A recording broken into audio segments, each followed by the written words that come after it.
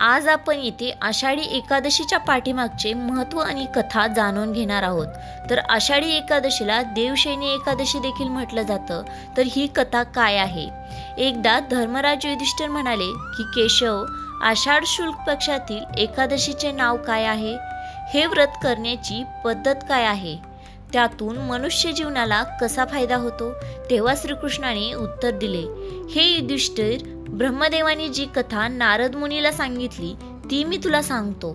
भगवान श्रीकृष्ण म्हणाले, एकदा देवऋषी नारदजीने ब्रह्माजींकडे या एकादशीचे महत्त्व जाणून घेण्याची इच्छा व्यक्त केली होती। तेव्हा ब्रह्माजीने त्यांना सांगितले, सत्ययुगात माधांता नावाचा एक चक्रवर्ती सम्राट राज्य करत होता। तो एक चांगला राजा असून त्याचे राज्य अधिक आनंदी होते, पण भविष्यात काय होणार असते हे कुणालाही ठाऊक नसते। तसेच राज्यात दुष्काळ पडेल हे राजाला देखील माहिती नव्हते। एक वेळ अशी आली की त्याच्या राज्यात सलग 3 वर्ष पाऊसच पडला नाही। त्यामुळे दुष्काळामुळे प्रजेचे हाल होऊ लागले। त्यावेळी राजा विचार करू लागला की मी असे कोणते पाप केले ज्यामुळे माझ्या प्रजेचे इतके हाल होत आहेत? या दुःखापासून मुक्त होण्यासाठी राजा जंगलामध्ये गेला। जंगलात भटकत असताना राजा ब्रह्माजींचा मुलगा अंगिरा ऋषीच्या आश्रमात पोहोचला आणि त्याला आपली समस्या सांगितली। राजाची समस्या ऐकून महर्षी अंगिरा म्हणाले, हे राजा, ब्राह्मणाशिवाय कुणालाही तपस्या किंवा तपश्चर्या करण्याचा अधिकार नाही। तरी देखील तुमच्या राज्यात शूद्र तपश्चर्या करत आहे, त्यामुळे तुमच्या राज्यात पाऊस पडत नाही। जोपर्यंत शूद्र काल प्राप्त करत नाही तोपर्यंत तुमच्या संकटाला अंत नाही।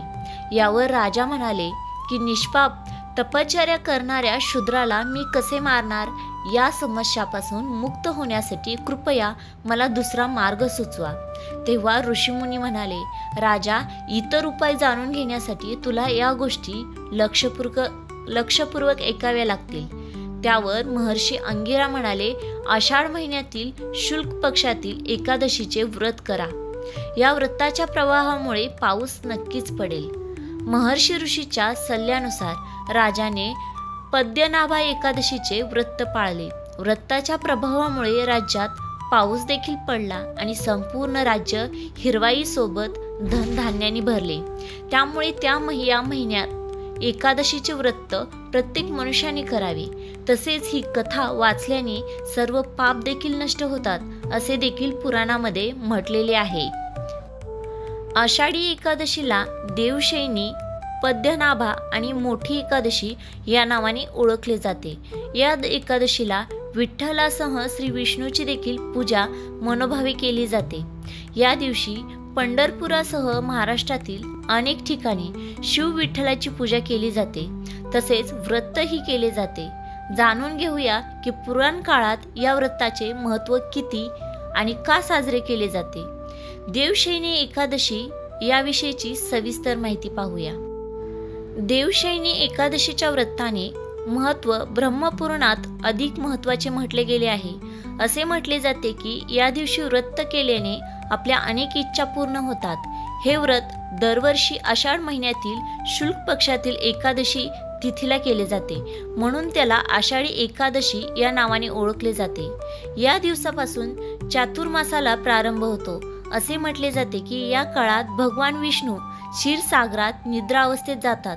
त्यानंतर 4 महिन्यांनी देवस्थानी एकादशीला जाग येते। तुम्हाला ही माहिती कशी वाटली? कमेंट्सद्वारे नक्की सांगा। आवडली तर लाईक, शेअर आणि सबस्क्राईब करायला विसरू